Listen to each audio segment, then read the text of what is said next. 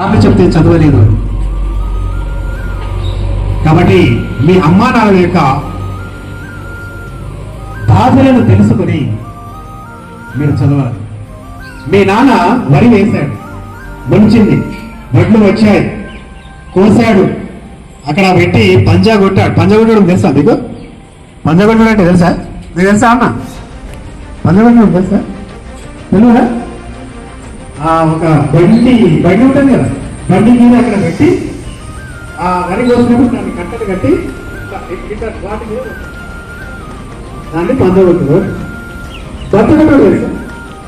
బంతి కొట్టు ఇట్లా గీర మీద కొడుతున్నామో పంజా కొట్టుడు, అది మొత్తం భూమి మీద వేసి ఎడ్డతో తిప్పేది పంజా బంతి కొట్టు. బంతి కొడుతూ ఉంటే ఎంత కష్టమో తెలుసా మీకు? తెలుసా? దాని వెంబడి తిరగాలి. అది ఎన్ని చుట్టూ తిరిగితే అన్ని చుట్టూ తిరగాలి. తప్పుడు అది తేడేసింది అనుకో, గడ్డి పట్టుకొని తాను ఇంట్లో పట్టుకుంటూ పోవాలి. ఈ నాన్న అంత కష్టపడుతుంది,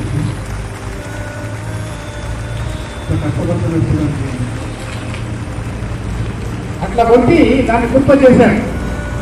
కుప్ప చేసి తూపాలు పట్టాడు. తూపాలు పట్టాడు తెలుసా?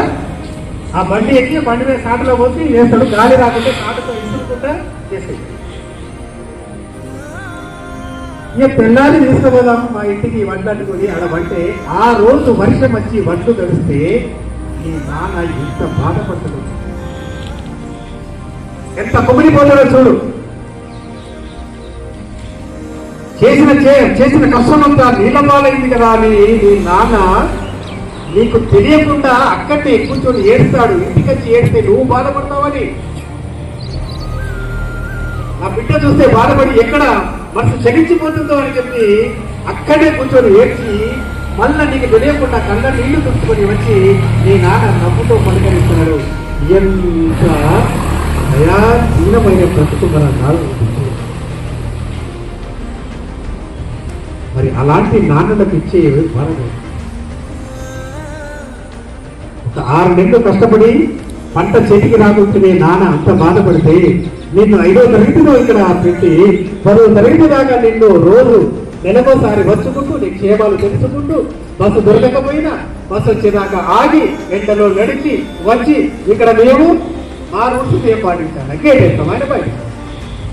ఇదేం స్కూల్ రాడు ఆయన, అక్కడి నుంచి బస్సులు రావాలంటే నాకు అసలు వచ్చినాక ఇక్కడ వీళ్ళ మరి అందరినీ ఒకేసారి వేస్తే మమ్మల్ని పై ఆఫీస్తున్నాడు. ఎంత బాధను దిగమిగుతున్నాడు వీళ్ళ. కాబట్టి నాన్నకు అలాంటి కష్టాన్ని కలిగించకుండా మీరు మంచిగా చదివినట్లయితే మీ నాన్నని లోపలికి ఆహ్వానించి, ఏమయ్యా మీ అమ్మాయి ఎవరు? సుజాత ఎంత మంచి బిడ్డను కట్టారా, ఎంత చక్కగా చదువుతుందో తెలుసా, ఎంత మర్యాద, ఎలా మాట్లాడుతుంది, చాలా బాగుంటుందండి మీ అమ్మాయి అంటే మీ నాన్న ఎంత ఉప్పొంగిపోతుంది. అలాంటి మనుషులు రైట్.